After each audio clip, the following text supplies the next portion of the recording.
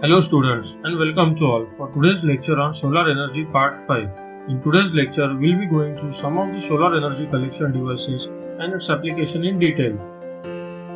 Next is the solar cooker phenomenon, which is used for the cooking. A solar cooker is a device which uses the energy of the direct sunlight to heat, cook or pasteurize the drink and other food materials. Many solar cookers currently in use relatively inexpensive, low technology device, although some are the powerful or expensive traditional stoves and advanced. A large scale solar cooker can cook hundreds of people because it uses no fuel as it is using purely sunlight to cook food. It is better to operate it to reduce the load on the artificial energy resources. Next, we will see the working principle of the solar cooker. The working principle of the solar cooker is divided into following three parts. The first part is the concentrating sunlight. A mirror surface with the high specular reflection is used to concentrate the light from the sun into this small cooking area. Depending on the geometry of the surface, the sunlight could be concentrated by several order of magnitude, producing the temperature high enough to melt the salt and metal. For most household solar cooking application, the high temperature are usually not required. The solar cooking processes are typically designed to achieve the temperature of 65 degrees C, that is 150 degrees Fahrenheit, which is the baking temperature, to 400 degrees C, that is 750 degrees Fahrenheit, that is the grilling and searing temperature on the sunny day. Next is the conventional light energy, which is being used. The solar cooker concentrates the sunlight onto a receiver such as the cooking pan. The interaction between the light energy and the receiver material convert the light to the heat, and this is called as a conduction. This conversion is maximized by using the material that conducts the heat and retain it. Pots and pans are used on the solar cooker can be painted matte black in color to maximize the energy absorption. Next one is the trapping of heat energy. It is important to reduce the convection by isolating the air inside the cooker from the air outside the cooker. Simply using the glass lid on the pot enhances the light absorption from the top, which will increase the overall efficiency of operation. We can also use the glazing. This glazing transmits the incoming visible sunlight but is opaque to escaping the infrared thermal radiation. In resources constrained setting, a high temperature plastic bag can serve a similar function. The trapping of air inside the cooker and making it possible to reach the temperature on the cold and windy days similar to those possible on the hot days.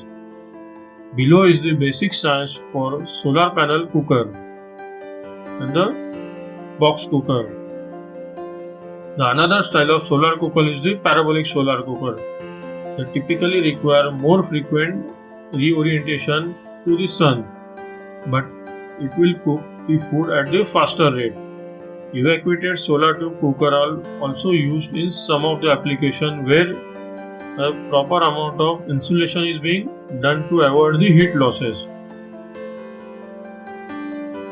Next in detail we are going to see is the solar box cooker. It is another sub-classification of the solar cooker, but this type of solar box cooker are used for the fast cooking, and also the temperature which is being attained in the solar box cooker is higher than the normal cooker. The solar box cooker cooks the food at a temperature approximately in between 90 degrees C to 200 degrees C. They can often accommodate the multiple pots and usually take between 1 and 3 hours to cook the various food. The sides and bottoms are insulated to remain hot and to retain the cooking heat. Next, a full-size parabolic trough collector. A full-size parabolic trough collector is designed for most efficient cooking result. If parabolic is too small, in size, it will not produce sufficient heat for the most effective cooking result. And the opposite is true if it is too large.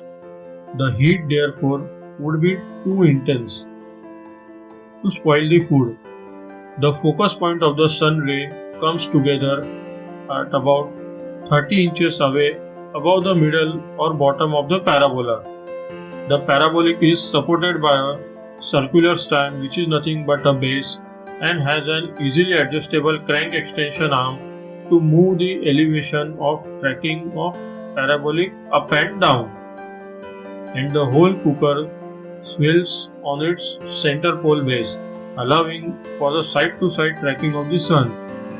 Unlike the other solar oven and solar panel cooker, there are no darkness pot or a darkened pots that comes included with the solar parabolic cooker, because in reality there is no need for such special pot or pan. A dark pot or pan will give you a little more advantage over the shiny pot, so you might darken the bottom of the any shiny pot or pan with the high temperature paint. The high temperature of the parabolic are such that you can use shiny steel pot and pan. Next is the solar panel cooker. The solar panel cooker designs incorporate the element of the box and the parabolic cooker. They are often have a large reflector area and it cooks the food in the pot with some enclosure which will retain the heat. The panel cooker are capable of cooking the food approximately at 140 degrees C, that is 284 degrees Fahrenheit. They are the easiest style to make and relatively inexpensive to buy. Next is the active air heating system. The active solar heating system uses the solar energy to heat the fluid, either liquid or air, and then transfer the heat or the solar heat directly to the interior space or to a storage system for the later use.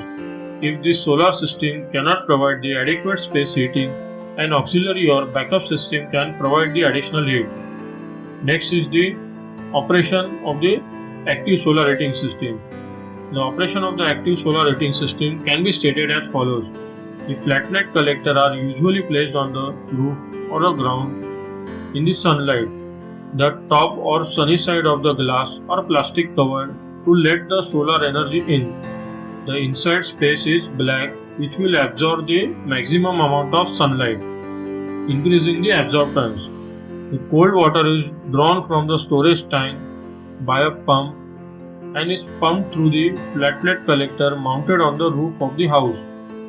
Next, the water absorbs the solar energy and is returned back to the tank. Next, the warm water from the tank is pumped by the another pump through the heating coil. Next, the fan blows the air, that means from the room, over the heated coil, and the heated air then passes into the room and heats the room. Next, and the cold air sinks to the bottom and is recirculated over the heating coil. Next, in the passive solar heating system, the aperture, that is a collector, is a large glass window area through which the sunlight enters the building. The sunlight then hits the surface and is absorbed as a heat. The thermal mass is made up of the material that retains or stores the heat produced by the sunlight. The conservatories are also an effective means of bringing the thermal energy into the house by means of conduction through a shared mass wall in the rear of the sunroom, or by using the vent that allow the air between the sunroom and living space to be exchanged by the natural convection. A brick chimney between the sunroom and the living room can also act as additional thermal mass. A south-facing home having an attached conservatory can, in the hot summer month, use of blind, curtains, or awning to block the sunlight, and it prevents the building from overheating. But as well as the large south-facing windows and the high-efficiency windows.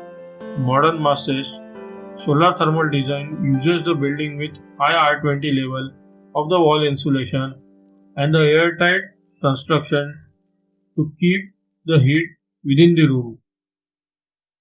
When it is cold outside, the interior is cool.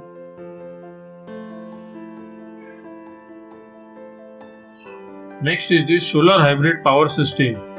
Solar hybrid power system are hybrid power system that combines the solar power from photovoltaic system with another power generating energy resource.